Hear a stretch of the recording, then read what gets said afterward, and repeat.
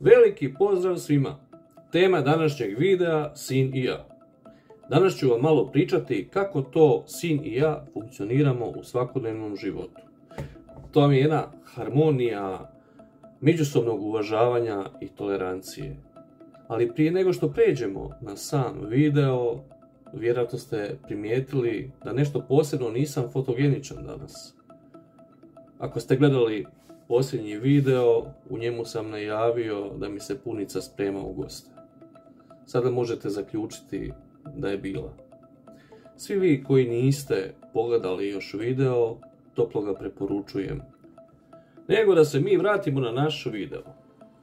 Sa jedne strane je sin koji je maksimalno zagazio u pubertet, a s druge strane ja koji hrabro grabim prema krizi srednjih godina. Naš vam dnevni dijalog izgleda otprilike ovako. Posložit ću to kronološki. Jutro. Jesi budan? Aha. Nakon 10 minuta normalno još uvijek je u krevetu. Zakasnit ćeš u školu? Neću. Na jedvite jadi odlači se u kupaonicu i nema ga dobrih 20 minuta kao da je otišao na kampiranje. Izlazi van i normalno bio je u pravu. Nije zakasnio u školu, ali je zakasnio na autobus. I sad ja onako sav happy, presretan, kakav jesam ujutro, uskačem u auto i vozim svog benzinca u školu. Dolazak iz škole. Kako je bilo u školi? Standard. Ili bilo ocjena? Ne. Si gladan? Da.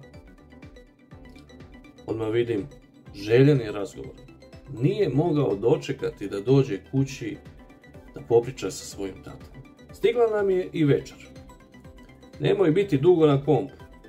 Neću. Jel trebaš novaca? Da. Opet ideš u grad? Da.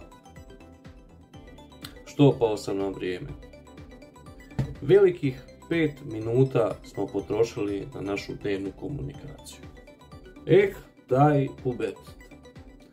Ma ja vam to ne zovem tako. To je preslaba riječ. Ja to zovem upgrade. On je totalno druga osoba. Poput mobitela sa najnovijim softverom, a ja stara Nokia 3310. Ali, uvijek postoji ono ali. Ako se dotični, odnosno moj sin, nađe u nekom problemu ili ima neke planove koji su financijske ili neke druge prirode koje ne može sam riješiti, u nekoliko minuta stoji mi na raspolaganju. Spreman je ostaviti užareni kompjuter, izaći van, pomoći u dnevnim poslovima, jer na selu, znate, uvijek ima posla. Čak je spreman dati i svoje konstruktivno mišljenje vezano za neki problem.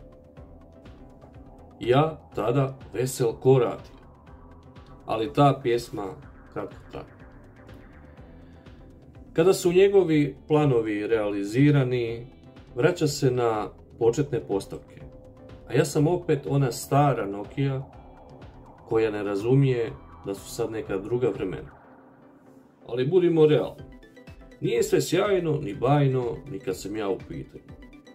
Nešto bi prebrzo prošle te godine. Bilo je veselja, druženja, lijepog života. A sad bi trebao, kao po nekoj nepisanoj brošuri, da se uozbiljim. Posao, kuća, ozbiljnost. No ozbiljan sam po cijelom timu. Sad je tek došlo vrijeme da se nadoknadi propušteno. Vrijeme derneka. Da se stara ekipa okupi. Život možda neće više da se živi u 5. ali i 4. će nama biti sasvim u redu.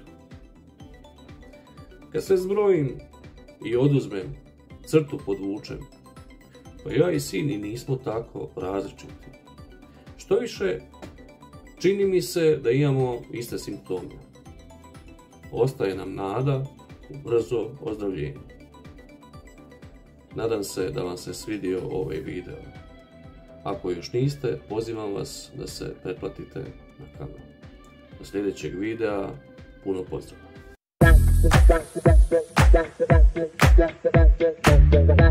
Thank you.